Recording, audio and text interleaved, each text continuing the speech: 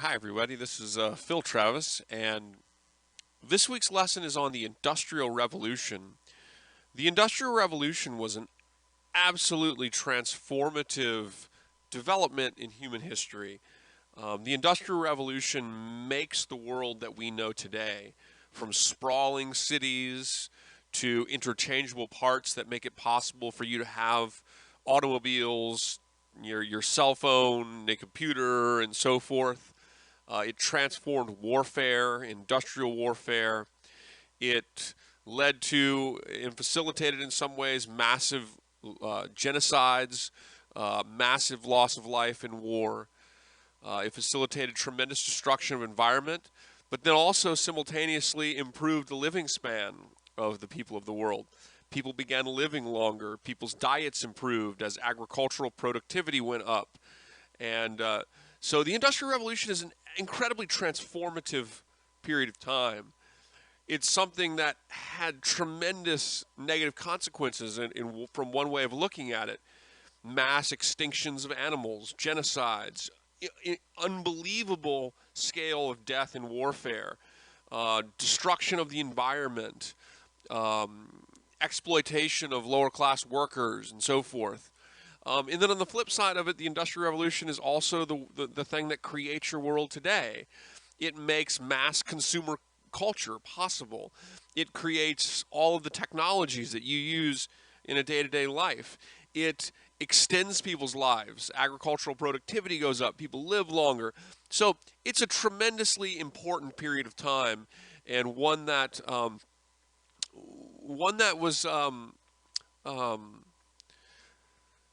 that carried both positive consequences and negative consequences for both people and the world they live.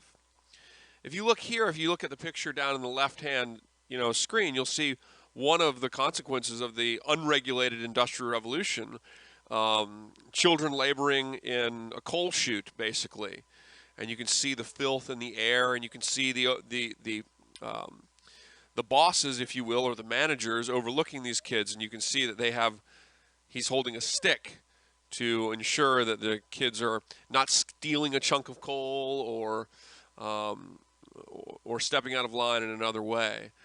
Um, the Industrial Revolution created tremendous problems of inequality in the world.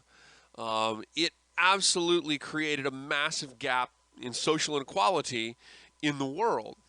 And cities became places where you saw some of the most destitute poverty. You saw some of the most unthinkable labor working conditions, working environmental conditions. You saw some of the worst air in terms of breathing, in terms of sooty air. And these all led to developments, particularly at the end of the 1800s, moving into the 20th century, to regulate a industrial capitalist economy, to use the government to regulate it and to pass protections for workers, to pass old age pensions in certain places, unemployment benefits, and so on and so forth, were all a reaction to the inequities brought on by the Industrial Revolution. The Industrial Revolution came first to Great Britain. And one of the reasons it came to Great Britain first was because Great Britain, one, was geographically isolated. Great Britain was a relatively small island. It had a decent amount of resources: coal, iron ore. It was also cut off from the tumultuous wars that had raged in Europe for quite some time, particularly at the end of the 1700s. Of course, the French Revolution and the Napoleonic Wars, which ravaged Europe, and while in the process, Great Britain was able to speed its development of industrial technology. Um, the Industrial Revolution was driven by the innovation of a number of different machines, and the Industrial Revolution also applied to agriculture, and there were a number of agricultural techniques connected to this as well. But the primary industry that it hits first is the textile industry, the clothing industry. And this change surrounded some fundamental technological transformations: the development of the spinning jenny, the development of the power loom, of the water frame.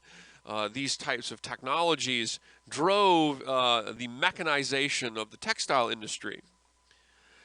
Ultimately, the steam engine, which was really a refined innovation of James Watt in the late 1700s, became the kind of locomotion and driving horsepower of the Industrial Revolution. And the steam engine was used to not only drive railroads, ultimately locomotives, ultimately, or steamboats.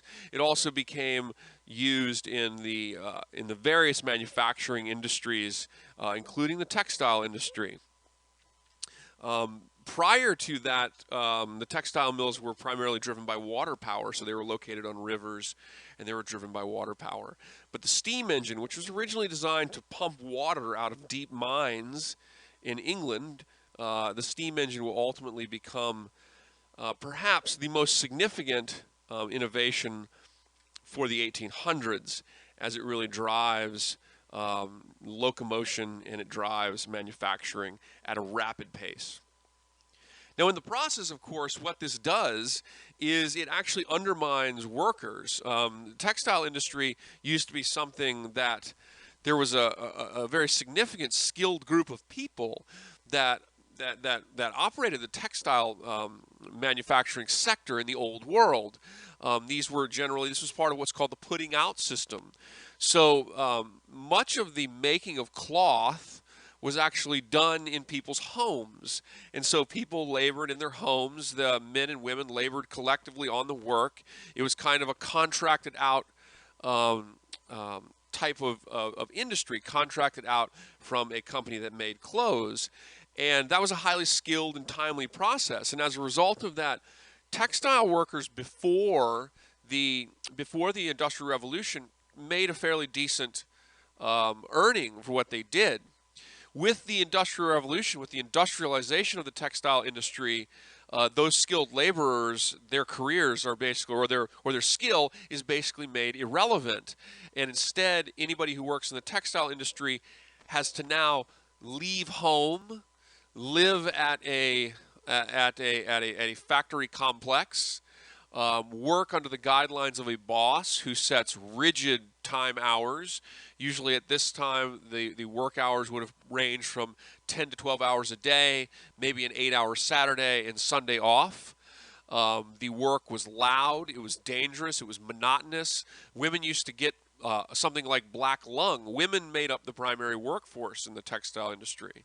Women were called the so-called factory girls. And so women faced a lot of danger and health problems as a result of this industry. But some women did this because they wanted to get away from the countryside and come and find a job near a city. But nonetheless, it transformed how people worked to such a degree that in the teens, in the second decade of the 1800s, there was something called the Luddite Uprising. And the Luddites were a group of textile workers in England. And it became so apparent that the machines were destroying their livelihood that they rose up in revolt and tried to destroy all the machines at the factories. It was obviously a futile attempt to hold back the progress of technological innovation in the Industrial Revolution. But it speaks to the fact that technology, for many people, took the skill out of their labor, and in taking the skill out of their labor, it took some of the freedom out of their labor. It took some of the earning power out of their labor. And as you see depicted in this photo really tells a lot, because the men in the foreground, likely the foremen, and in the background you have children and you have women. And the textile industry was largely worked by women and children who were paid far less than their male counterparts. And so in a lot of respects, the Industrial Revolution also kind of reifies and enhances gender inequality in the society as well.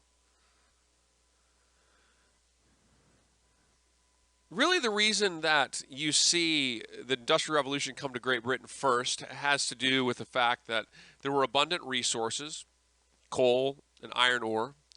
It was a small island. It was cut off from the continental fighting in Europe that I had mentioned. And also you have the development of a political and economic system that made it possible for there to be the level of independent private capital available to to start these kind of industries. Um, in the 1700s, two very important philosophers, John Locke and Adam Smith, really paved the way for it from a sense of economics and politics, paved the way for the coming of the Industrial Revolution in England with their philosophies of, in the case of John Locke, small Republican government, and with Adam Smith, the idea of free market capitalism. These ideas, coupled with the parliamentary system in England that provided for protections of private property and the development of banking and investment systems that were connected to the philosophical ideas of Locke and Smith, the promotion of, a protection of private property, a promotion of individual free market entrepreneurialism, made it possible for there to be the kind of private investment capital. And early corporations developed in England as a result of this. And these early corporations could then undertake the huge investment that it would cost to create a factory. Here's a look at a map of Europe that really depicts the pace of industrialization. The shading, if you look closely, you can see that Great Britain experiences the Industrial Revolution far sooner than the continent, and it is much more interconnected with rail lines far earlier. The Industrial Revolution, too, the companies that made these machines kept these machines as top secret priorities because these machines were the key to their advantage over their competitors. They were the key to making quite tremendous profits. And so ideas about the machines coming to America or coming to Europe were cases of what we call industrial espionage. This is a look at James Watt's steam engine from the late 1700s. Watt's steam engine was very, very rudimentary. By the mid-latter 1800s, you have the development of the coreless steam engine, which kind of revolutionized steam power for the second phase of the Industrial Revolution. James Watt's steam engine was primarily used for pumping water out of mines. It will eventually be by the 19th century be adapted to textile machines, and then eventually, of course, to various forms of locomotion, railroads and steamboats, which, of course, those steam engines would be highly more developed and refined than, of course, the one pictured here. The Industrial Revolution changes the way people live. Factory life was about maximizing the productivity of workers. This is a change in how people live day to day. This is the beginning of the time in which the clock really drove people's lives. Before the Industrial Revolution, before people worked on time shifts, people were driven more by the natural fluctuations of the day and the seasons, sun up to sundown. The Industrial Revolution changes that. You instead have people's lives becoming to be driven by specific set time shifts, clocks. The work becomes more mundane and it becomes less skilled. And so people are being paid ultimately, in many cases, paid less money for unskilled work, which gives them no ability to collectively bargain because there's a line of people waiting to do the job that anybody can do. They have very strict guidelines to follow. Their work is very dangerous. So the work becomes, in a lot of respects, less individualistic and more repressive than it was prior to this.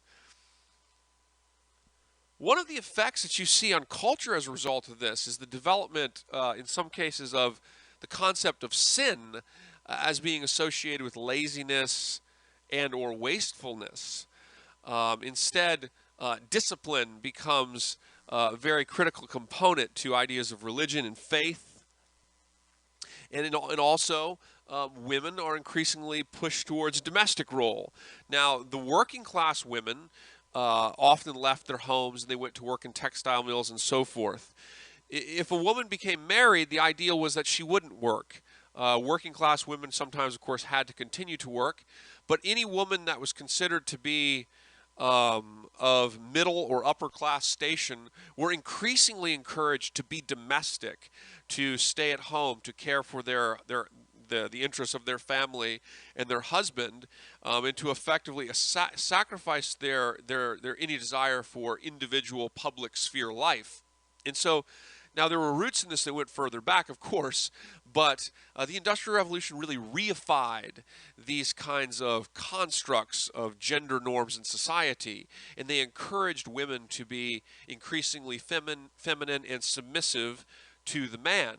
Whereas before, with cases like the putting out system and these types of things, women were a more fundamental component of the family's economy because the women were, involved in not just housework, they were actually involved in actual economic production from the home.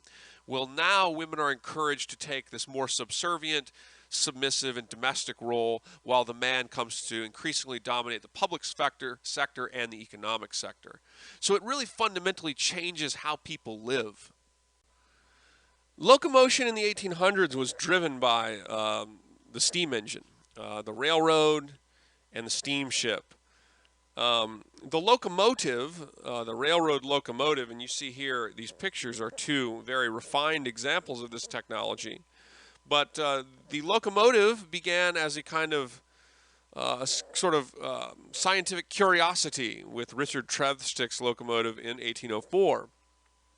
But by 1829, George Stephenson had really begun to even further refine this technology as his rocket locomotive went upwards of 28 miles an hour. By the 1850s, railroads were really interconnecting the United States east of the Mississippi, and in the later period of the 20th century, they will interconnect the entirety of the North American continent. The railroad becomes the driving force for the interconnection of the United States and the driving force for the Industrial Revolution and its economy. This type of technology also fuels the development of global imperialism as steamships increasingly interconnect the world, their resources, and their peoples. Steamships become items that move individuals across oceans. They transport armies to places. They facilitate colonialism. They facilitate imperialism. They also facilitate immigration and the wide-scale movement of goods from throughout the world. So we see the development of an increasingly interconnected world in which you have goods from all over the world being brought to manufacturing centers. You have individuals from many parts of the world mining coal in places like Colorado, for example. So steam technology increases globalization.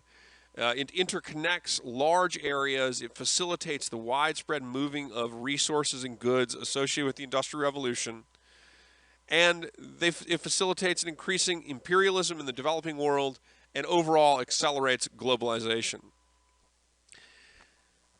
In the United States, the Industrial Revolution came first to the Northeast, and the Northeast remained the industrial center of the United States throughout the 19th century. The first textile mill was constructed by Samuel Slater. This was in Rhode Island in 1790. Samuel Slater's textile mill was based on a memorization of a textile mill from England which he had worked. This was a case of industrial espionage. The United States in the first half of the 1800s as well was interconnected most by the steamboat, not the railroad. You don't see the railroad really come to its peak of influence until the second half of the 1800s. During the first half, it was really steamboats. Steamboats built largely on the model of Robert Fulton's Clermont, which you see in this image here. The country was interconnected with canal systems. The building of the Erie Canal in New York State was one of the most significant canals because ultimately the Erie Canal connected the Hudson River in New York State to Lake Erie, and then through the Great Lakes in another series of canals. It connected to the Ohio River, to the Mississippi River. And so through this, it actually created an infrastructure in the country that connected river towns in the Northeast all the way down to the major port of New Orleans. And so steamboats really interconnected the United States and were really fundamental to the economic development of the country in the first half of the 1800s and beyond, of course. And again, it wasn't really until the mid 1800s that you start to see railroads become a real driving force in the United States. The first transcontinental line, of course, was completed in 1869. And certainly, it's the transcontinental line that really makes widespread on in high numbers of people to migrate to the west part of the United States. There, of course, was the period where people were moving out there by wagon train and so forth. But when you have by the end of the 1900s, you have 5 transcontinental lines. This really facilitated the movement of people to western states and the populating of the western states, as well as the development of increased industry, mining, and so forth in the American West.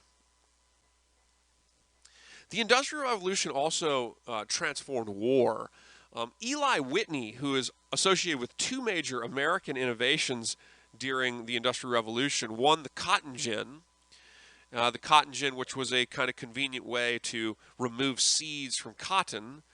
Ironically, of course, the cotton gin increased the need for slavery because it increased the economic demand for cotton effectively. It expanded the cotton system, and as a result of the increased cotton production, there was an increased demand for slaves in the South, in the American South. Eli Whitney was also associated with the development of interchangeable parts, and he developed a series of interchangeable muskets is what he did. Interchangeable parts, meaning you have an item that is made from standardized parts that can be interchanged and replaced with others. Before this, you had to have everything individually made. So everything was slightly unique in a way. Well, when Eli Whitney develops his system of interchangeable parts, making a series of muskets for the U.S. Army, demonstrating to him how much more efficiently and cost-effective it would be to soldier an army with these weapons. This becomes one of the most transformative developments in just industrial technology in general, not just military technology. Interchangeable parts is relevant to everything of the Industrial Revolution, basically, on sense. Every aspect of the Industrial Revolution, from the car to a phonograph, to your laptop today, are made from some kind of system of interchangeable parts. Of course, eventually you see the development of repeater rifles, breech-loading rifles, the development of cordite, which was a smokeless, more powerful gunpowder, the mini ball, which was a bullet designed to work with a rifle. Rifles can fire a mini ball much faster over a much longer distance and be much more accurate. These all revolutionized warfare, making it much more devastating. Of course, the Maxim machine gun, which you see a variation of a Maxim machine gun here positioned on a merchant ship during World War I. Hiram Maxim's machine gun is another technology that is really fundamental for European colonization of the developing world. This facilitates widespread imperialism and colonization of the developing world.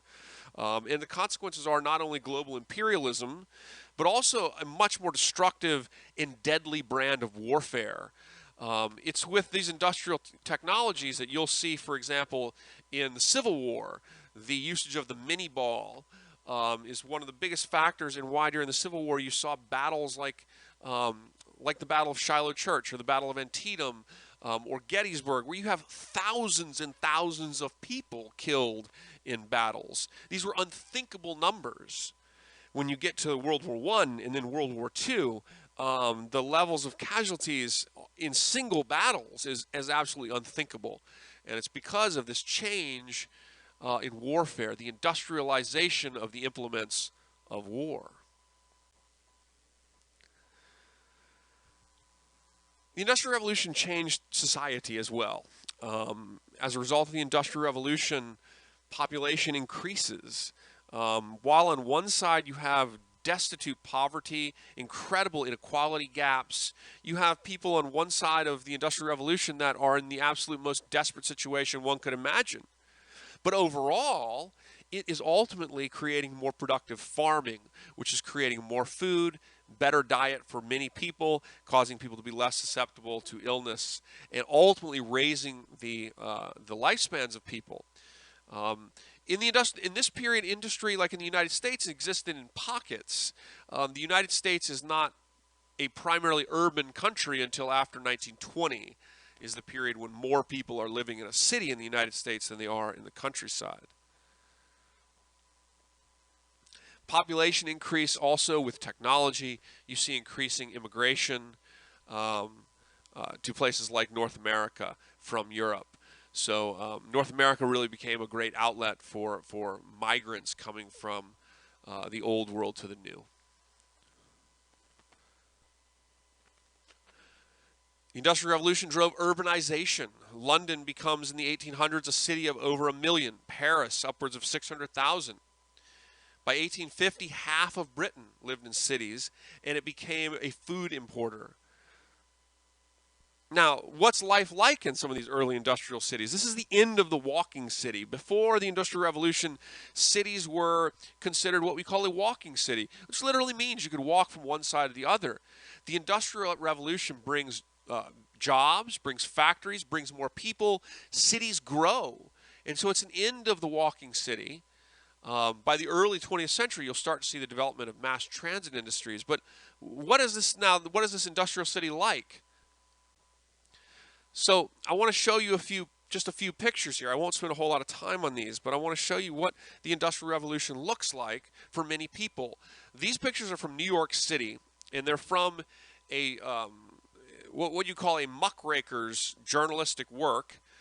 Muckrakers at this time in the United States were individuals that were investigative journalists, basically.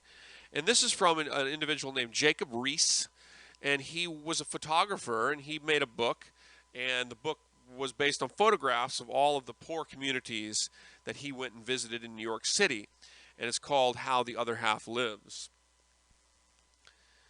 Here you see child poverty in the city. Kids were not only orphaned, oftentimes because poor people, died younger. Even though more people are living longer, if you were poor and you lived in a tenement house, you were much more likely to die of something like tuberculosis.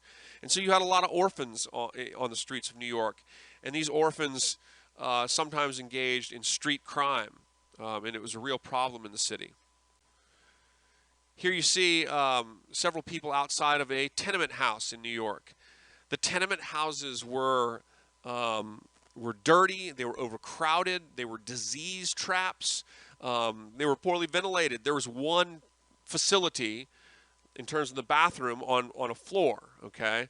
So everybody on an entire floor used the same toilet. It was poorly ventilated, so if somebody got tuberculosis, everybody got tuberculosis. They tended to burn down. They were absolute death traps.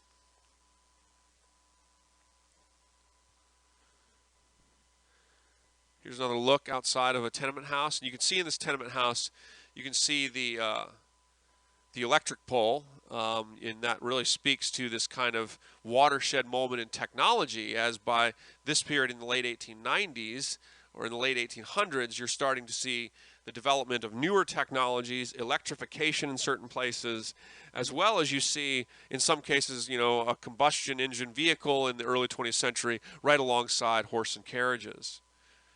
Of course, these are horse and carriages here, but this is the late 1890s, before you would be seeing cars on the street. Here is a family inside a tenement house in New York City. Many Americans came from southeastern Europe to find the American dream, and they were not well received. The population in the United States was very xenophobic to anything that was kind of outside what they thought, America was. Meaning, if you were outside of the kind of parameters of Western European, people immediately, and oftentimes, like just simply white Anglo-Saxon Protestant, people oftentimes treated you very unfairly and discriminated against you. Irish were discriminated against for being Catholics. Southeastern Europeans were discriminated against for being Orthodox and for seemingly being very culturally different. Italians were discriminated against. Jewish people were discriminated against. Of course, Asians were discriminated against, particularly on the west coast of the United States. Was where you found the highest population of Asian Americans, in addition to, obviously, the discrimination faced by African Americans.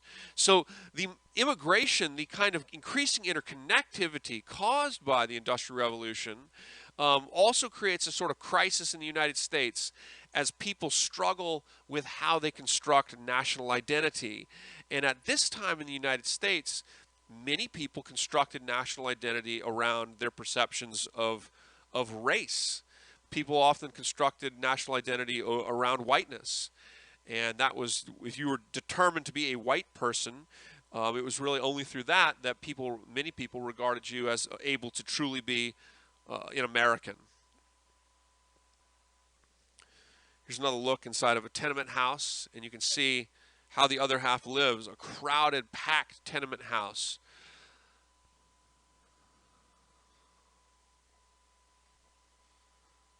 Another picture of the streets of New York in the 1890s.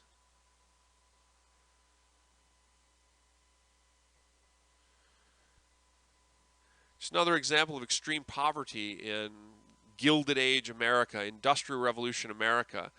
This individual is living kind of sort of underneath part of the dump, and you can see the conditions that he lives in.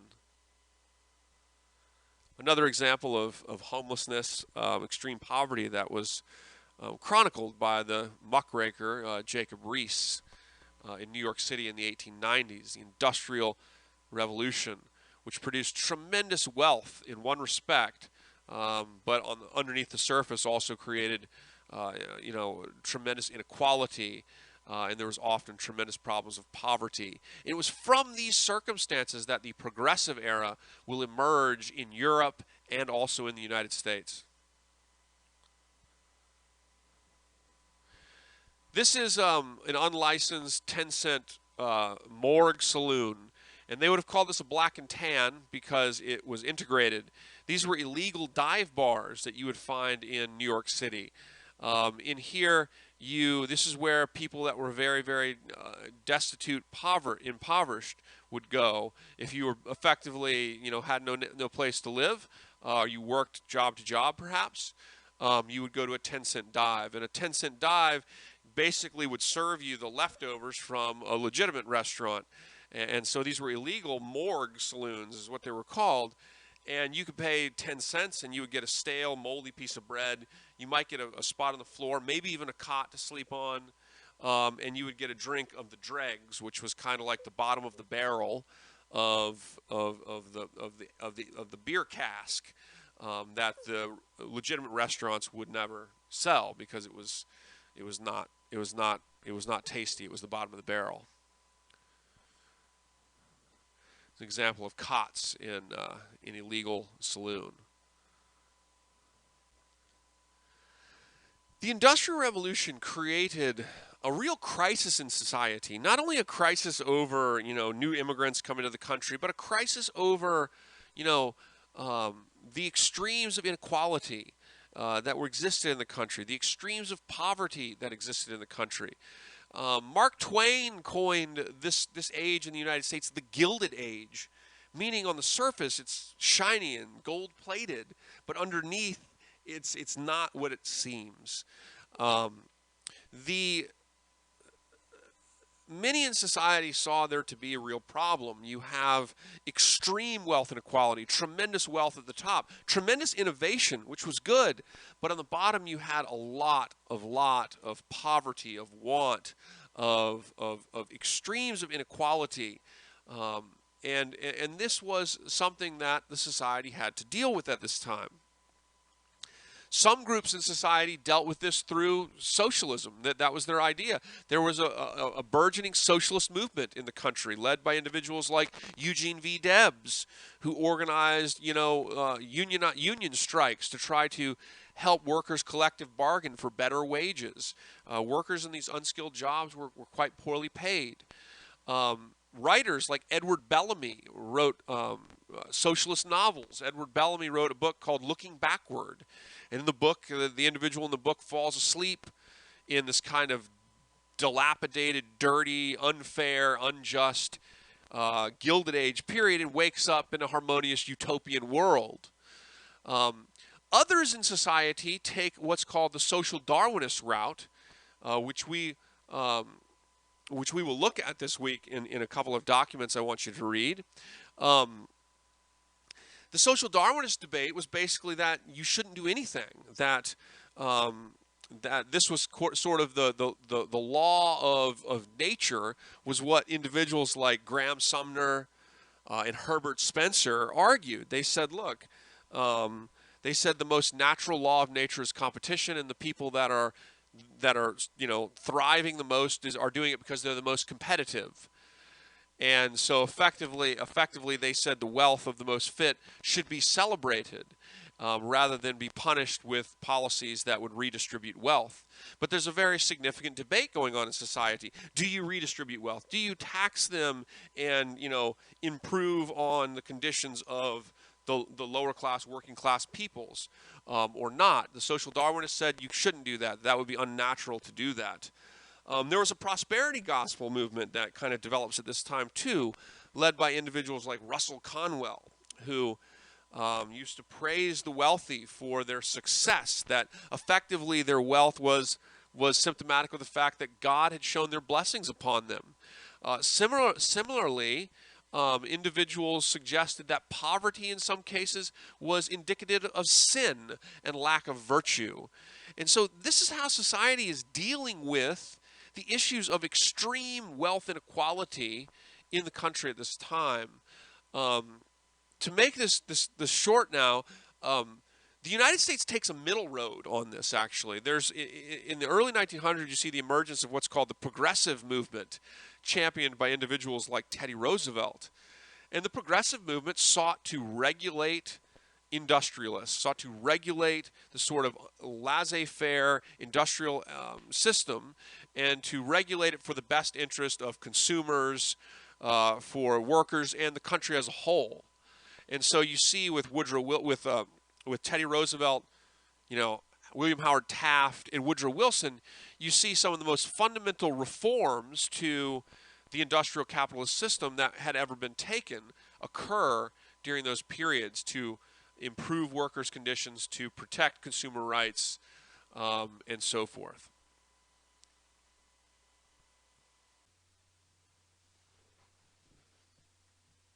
So I want to put all these up here for you guys. The Industrial Revolution, the usage of fossil fuels, dirty fossil fuels like coal, for example, to drive steam engines, later, of course, petrochemicals to drive internal combustion engines, to heat homes, and so on and so forth, and to drive the machines at massive factories. It created a couple of things. One, it creates huge urban expansion. And of course, cities like New York use rail lines, the subway, to interconnect them, as do London, London is pictured here. But it also the Industrial Revolution results in mass deforestation, mined and pockmarked landscapes. Working conditions become more dirty, more grueling, longer hours, more dangerous because of the machines. Women themselves were made susceptible to incredibly dangerous conditions in the textile mills. And coal burning in cities like London, for example. And also, this happened too in the United States, in places near Pittsburgh during the steel boom. But these dirty industries produced horrible air pollution, not unlike what you see in Beijing today, by the way. And this here is a case of what was called the London fog from the early 1950s. And what you're seeing there is all air pollution. And this incredible pollution from the industrial era, they've actually discovered that they believe that it was the soot from the Industrial Revolution, this first Industrial Revolution, that actually caused much of the alpine glacial melt. Um, and that's because the soot covered the snow with a darker matter, the soot, and that attracted more heat, which led to it melting. Here's another image of industrial era. You see the low smokestacks? The low smokestacks facilitated a lot of this very intense ground level air pollution. Industrial revolution results in a massive population boom, okay? And this results in a world today we have 7 billion people. And this massive population boom was brought on by a couple of things. One was, of course, in general, the Columbian Exchange. And the Columbian Exchange is, of course, facilitated or sped by the Industrial Revolution. But also the industrialization of agriculture, migration of workers to farm more land with industrial type machines. Of course, industrialization results in the ability to build more, to heat more. And so the Industrial Revolution speeds the Columbian Exchange, the movement of important goods, important foods. Were all sped by the Industrial Revolution. And so the Industrial Revolution, it is not a coincidence that the Industrial Revolution comes alongside a massive population boom. People started living longer. Infant mortality rates went down. And this was directly connected to the growth in industrial technology, which was applied to improvements of conditions in other areas, and in medicine and science and so on and so forth, while also simultaneously contributing to environmental devastation and in very poor health conditions and working conditions for many laborers. According to J.R. McNeill, who is a very famous author, he's an environmentalist historian, he said that the Industrial Revolution changed the world by making available cheap energy, cheap water, and cheap food. And so he says that this was what allowed people to escape what's called the Malthusian trap. And the Malthusian trap was that human populations were always naturally regulated by their environment before the Industrial Revolution. And so you could only grow as far as, the land would allow you to grow food, that there would be enough rain, that the environmental conditions would allow you, and disease and so on and so forth. The Industrial Revolution together, providing cheap energy, cheap food, and available water, the Industrial Revolution changes that and gives people the opportunity to break out of this. And it allows for populations to grow to huge proportions, to such a point today that we farm plots of land that could have never been considered imaginable, and we feed amounts of people that we could have never envisioned imaginable. But we also have, of course, with that population, there are new problems that humanity must consider and deal with. The 20th century, here you have an image of the first Indy 500 in 1911. And the Indy 500 was an example of the petrochemical boom. Oil was first discovered in Pennsylvania in 1859 at what was known as Drake's Folly. Pennsylvania, by the way, was one of the first oil fields. But of course, later, of course, the movement to places like Texas and the discovery of oil in places like Texas and California out west, and Wyoming, of course, became large oil fields too. Henry Ford, of course, revolutionized industrialization with mass production and the usage of the assembly line. He applied, the technique of interchangeable parts, which was actually developed by Eli Whitney. Eli Whitney developed interchangeable parts to be used by the armed services in the United States long before mass production and assembly line technology was born. But Ford, by the way, I'll talk about suburbia in a little bit, but Ford was able to use the assembly line to mass produce, to produce more cars more cheaply than ever. And he also, of course, as we talked about, he paid workers enough so that they could be able to afford the most reasonably priced car, which was, of course, the Model T, which you could get for the equivalent of what today would be about $8,000 in 1911. In 1911, it was what I think $323 on a worker's wage, and these were not bought on credit; these were bought outright. Um, but of course, the Model T was a very basic industrial machine that could be used on farms. It had thin tires to allow it to go through rutted roads. We didn't have great paved roads then. Um, the Model T was only available in one color, which was black. So it was a practical, efficient use machine, but it was designed to be mass consumed. And that's what the Industrial Revolution really does ultimately in creating a consumer culture, a culture of mass consumption. By the 1950s, of course, suburbia, we see expanded cities, we see people living further out, driving every single day, owning a couple of cars. And of course, this results in issues with large-scale photochemical smog from the usage of buses and cars, in addition to trucks and trains, and of course the large industrial facilities that are providing energy and are burning coal. Um, Places like Los Angeles, the automotive industry played a fundamental role in helping them to abandon mass transit, what would be a cleaner mass transit, in favor of automotive-based transit, internal combustion engine-based transit. And these were very significant developments. And of course, they've led to um, issues of air quality throughout the globe. And we've got these. We're trying to continue to get these under control. But photochemical smog, global warming, these types of things are certainly a product of this incredibly quick and incredibly large scale industrialization and use of fossil fuels. And this is the last slide. We have seen industrial revolution have taken us to the development of tremendously huge megacities. And you're looking at, I want to say this is, I don't want to misspeak. This is a Chinese city. I think this is Shanghai. If it's not Shanghai, it's Hong Kong. I'm pretty sure this is Shanghai. Excuse me for forgetting what picture it is, but it's a major city in China, and this was 2 years ago during one of the very bad pollution periods.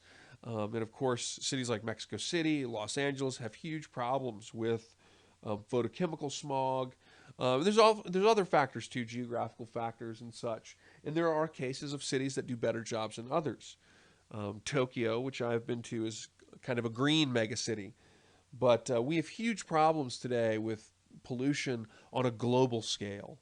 And this pollution is absolutely rooted to the beginning of the Industrial Revolution, which has resulted in huge population growths, but also in other more large-scale environmental problems.